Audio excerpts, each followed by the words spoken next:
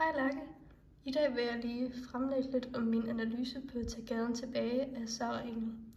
Og jeg vil bare springe direkte ind i det, og jeg starter med høflighedsprincippet. Herover har jeg skrevet kravene på de forskellige principper ind og sproghandlingerne.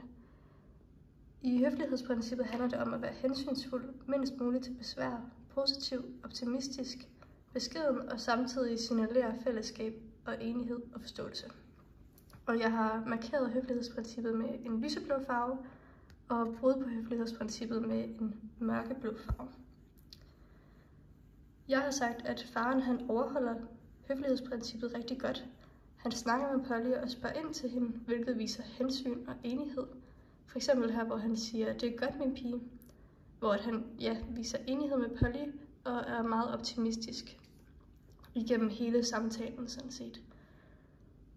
Så har jeg sagt brud på høflighedsprincippet. Det gør farmoren for eksempel rigtig meget i.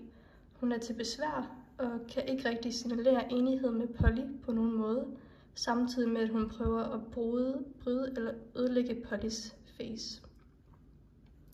Så går jeg videre til effektivitetsprincippet. Her handler det om at være ærlig, kun sige det nødvendige, hverken for kort eller for langt. Sige det relevante og udtrykke sig klart og direkte. Her er Polly et rigtig godt eksempel, og det er markeret med lysrød. Hun svarer rigtig kort på det, hendes far spørger hende om, og nogle steder har hun endda manglende nexus. For eksempel her, hvor hun siger, at det går meget godt.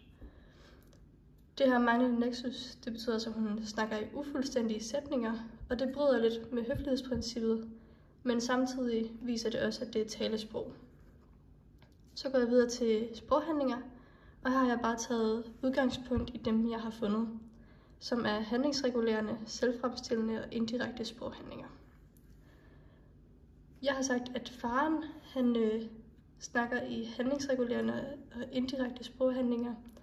Heroppe for eksempel, hvor han bliver ved med at spørge ind til Polly og gerne vil have en samtale i gang. Det indikerer han i hvert fald.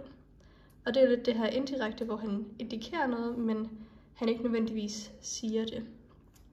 Så har jeg sagt, at farmoren er selvfremstillende og indirekte hernede. Hun lægger lidt op til en diskussion. Hun vil gerne have noget ud af Polly, samtidig med, at hun får sagt sin mening meget klart. Til slut vil jeg lige snakke om teksten er hensigtsmæssig eller uhensigtsmæssig. Jeg vil sige, at den mellem farmoren og Polly er uhensigtsmæssig, fordi farmoren ikke rigtig kan tage hensyn til Polly og hendes ønsker. Mens at den mellem faren og Polly er hensigtsmæssig, fordi at de egentlig har et okay forhold, og sådan ser det også ud heroppe, og faren er meget høflig over for Polly og tager hensyn til hende.